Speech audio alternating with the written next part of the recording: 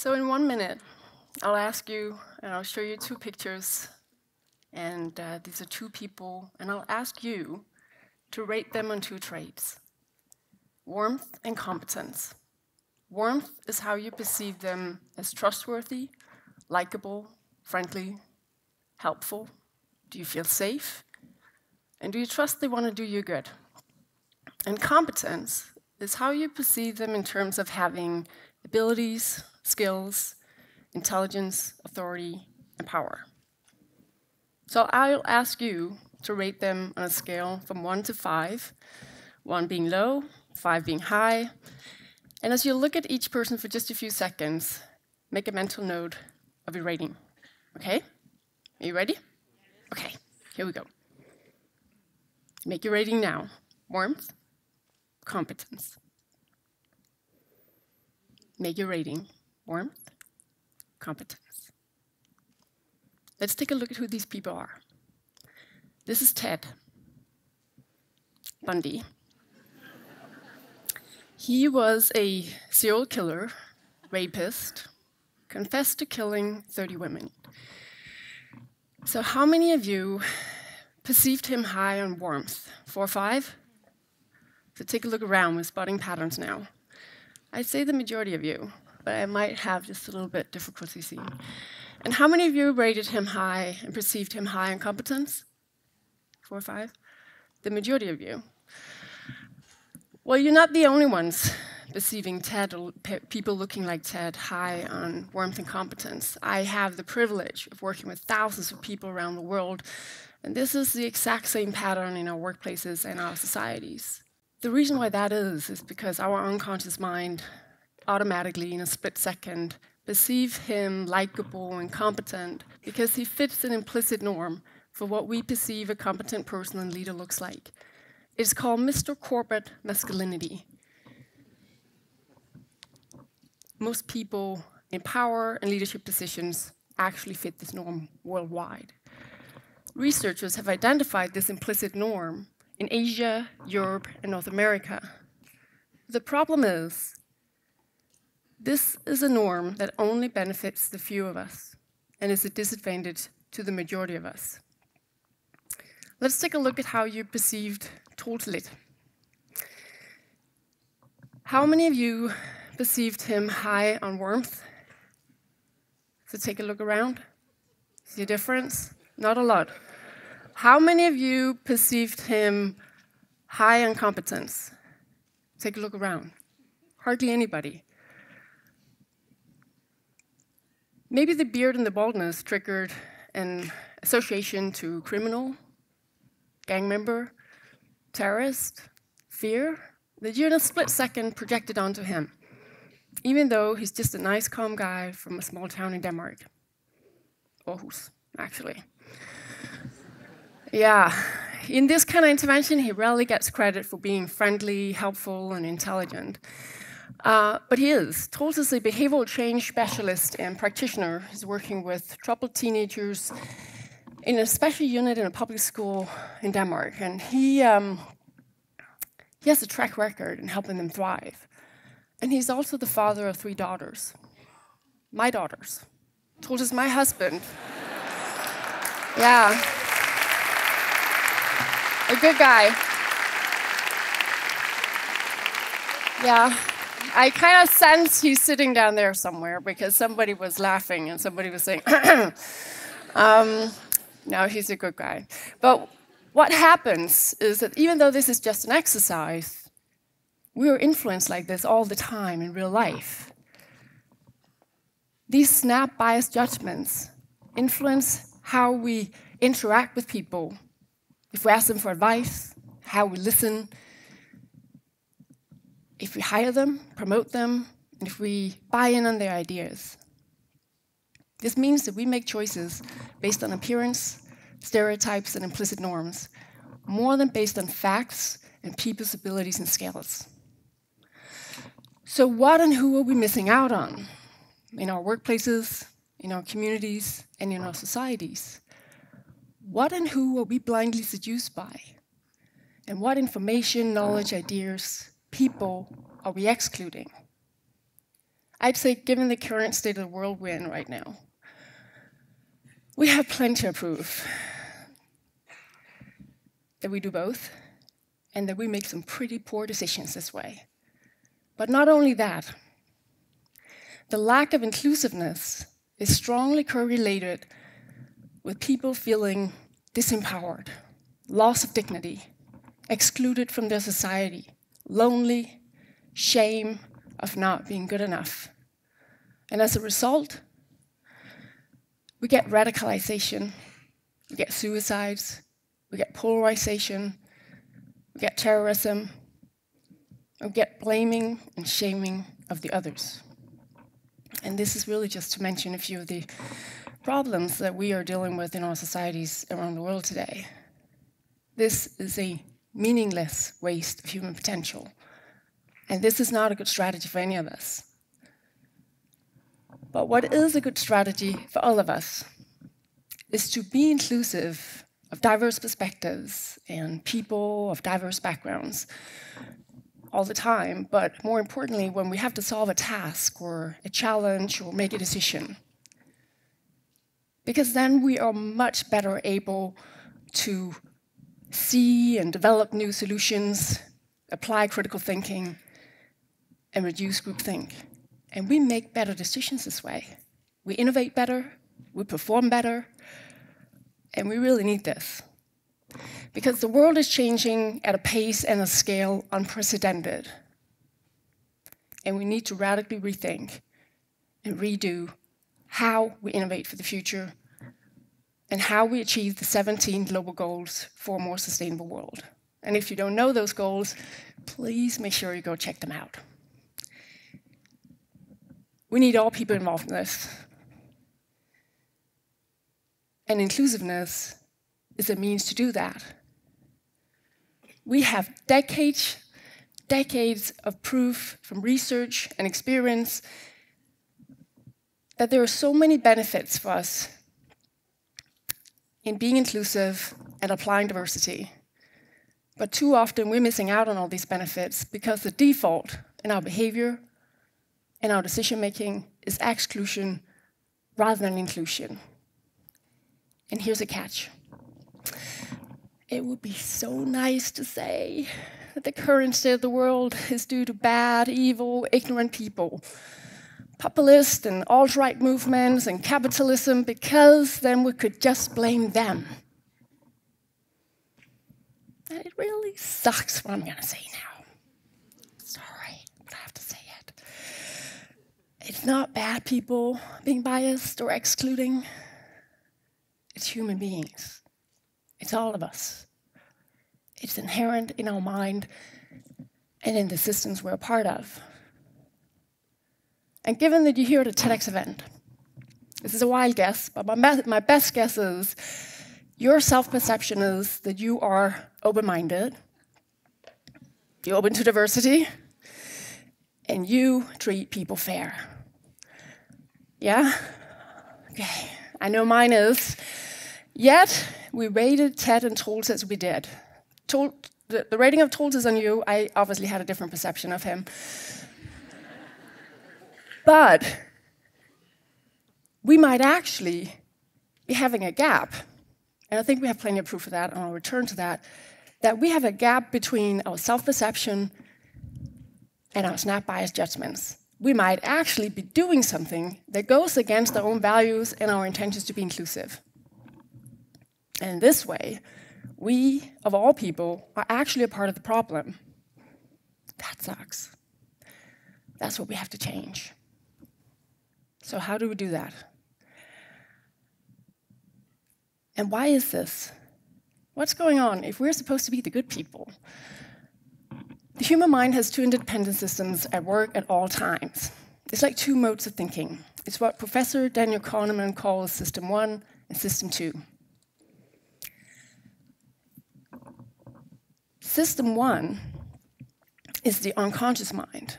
It's intuitive, it's instinctive, it's emotional, and it's irrational.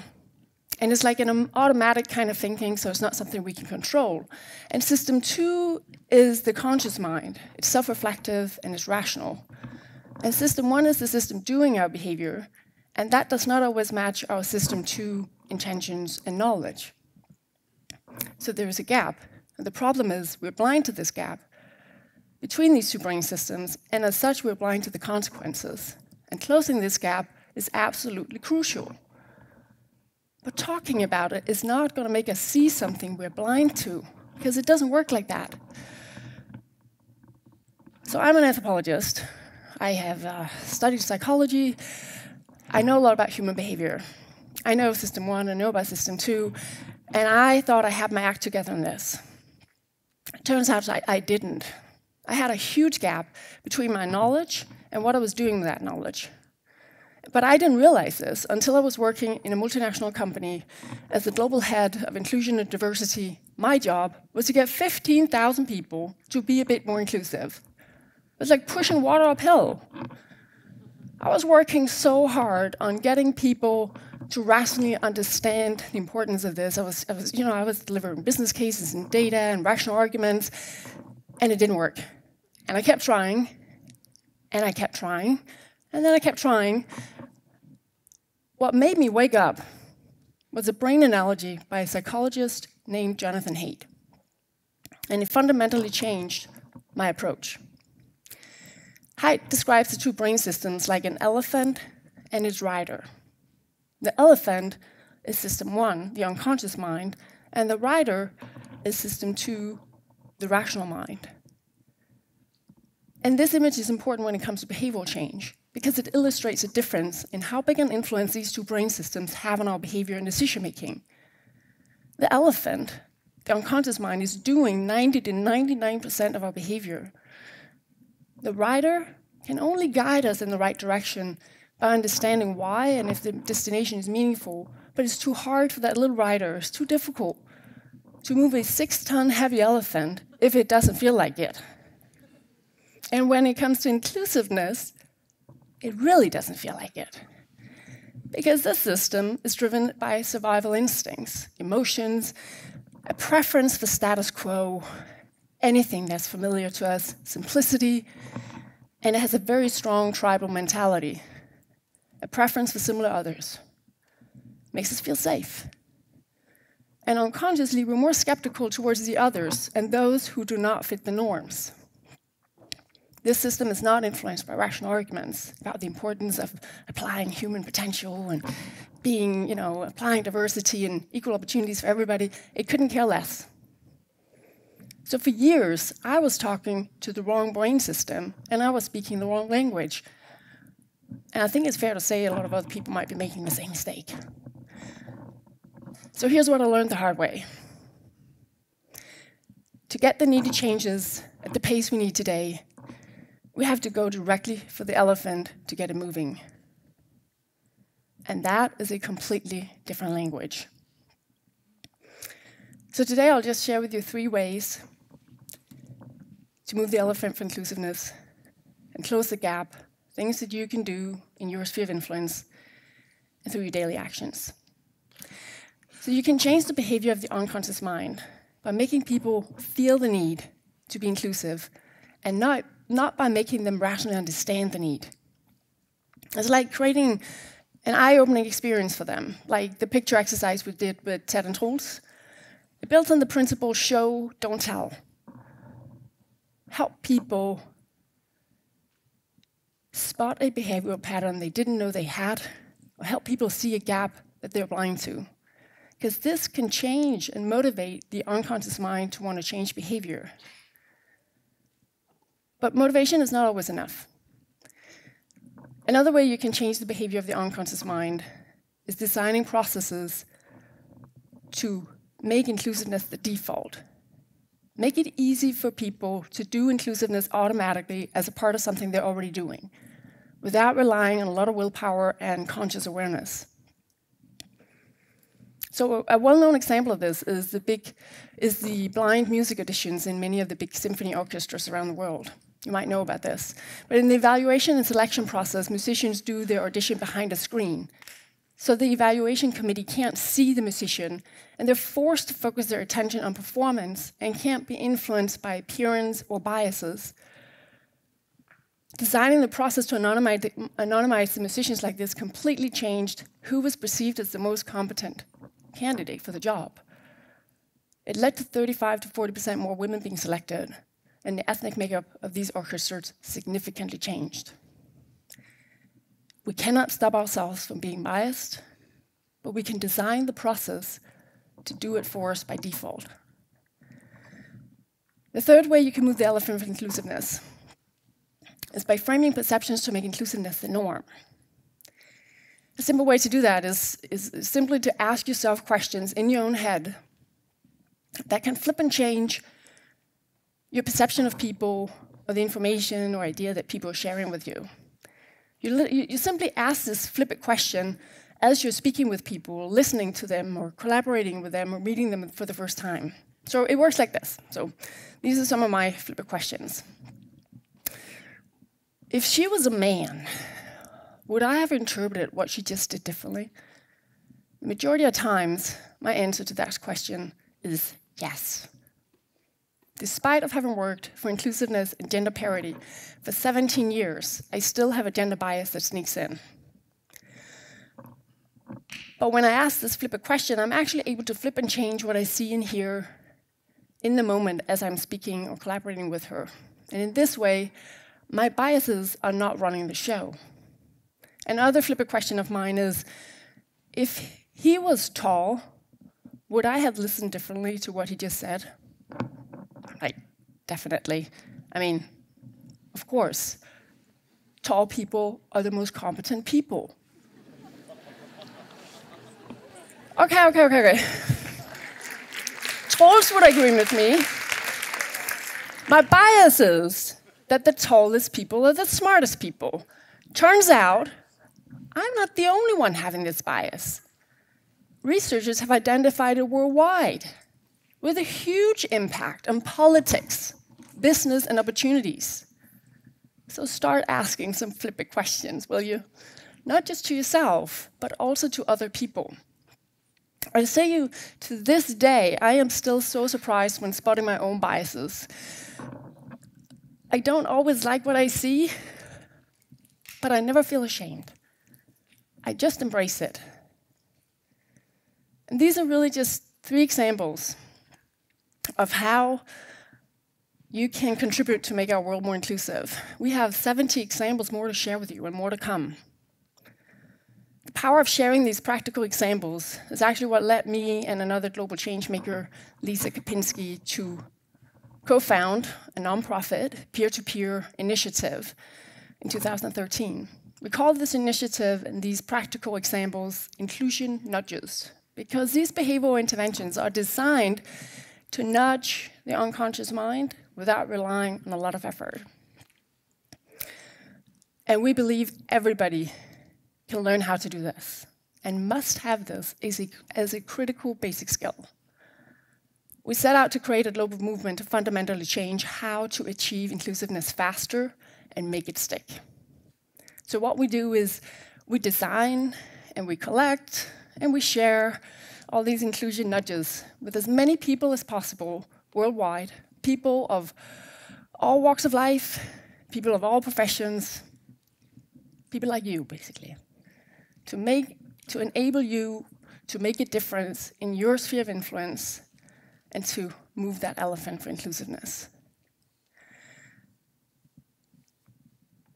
So despite of being a believer, and despite of my strong belief that this approach will make a difference, some days doubt gets the better of me. And whenever I start doubting that we will ever live in a more inclusive world, I always turn to anthropologist Margaret Mead. She said, "Never doubt that a small group of thoughtful, committed citizens can change the world. Indeed, it's the only thing that ever has." So I put my trust in you. And I hope that you feel the need to join and together change our world for good. Thank you.